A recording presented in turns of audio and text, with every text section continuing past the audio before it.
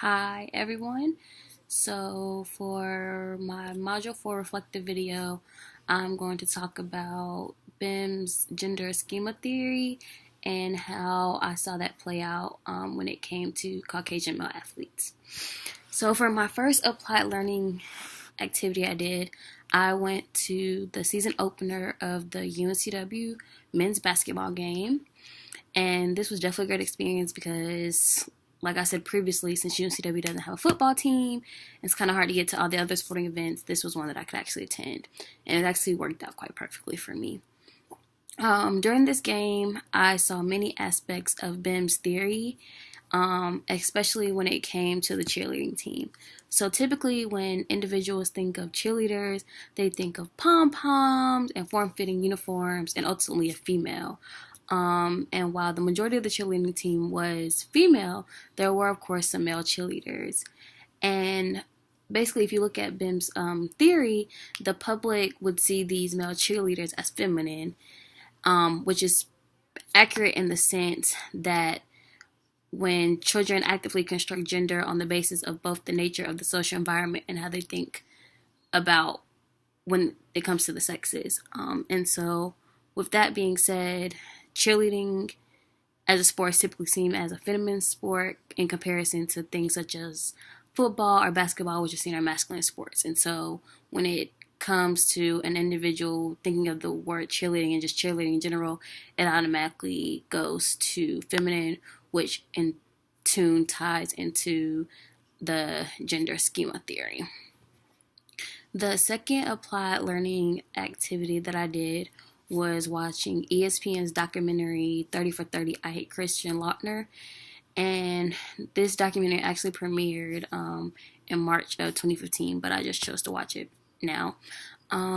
Basically, the individual that the documentary is about played basketball for Duke University between 1988 and 1992. And when people think of him, they think of such words as cocky, arrogant, privileged, a bully, and a villain.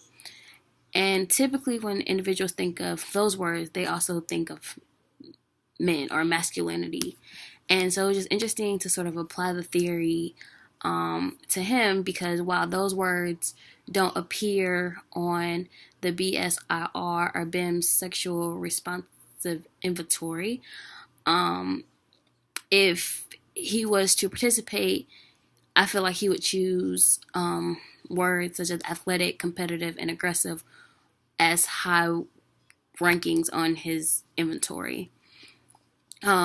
It also talks about in the documentary that he was the reason for a lot of the fights while he was on the team, and even the fans of other teams hated him, like they really disliked him. But regardless of the fact that they didn't like him, he was also a contributing factor in many of the close basketball games.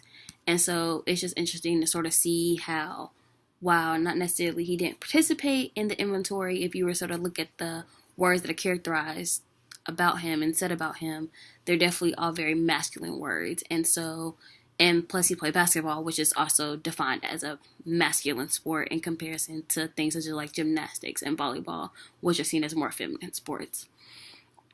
And when doing the two activities, I definitely saw similarities between the cheerleaders and their approach, and then actually watching the documentary and just how not necessarily the cheerleaders, but the men on UCW's basketball team, how they acted and how they were similar to the individual from the documentary, and which in tune comes to the fact that basketball is considered a masculine sport. And when somebody thinks of basketball in comparison to cheerleader, they think of masculinity in comparison to femininity. So I hope that was helpful, and thanks.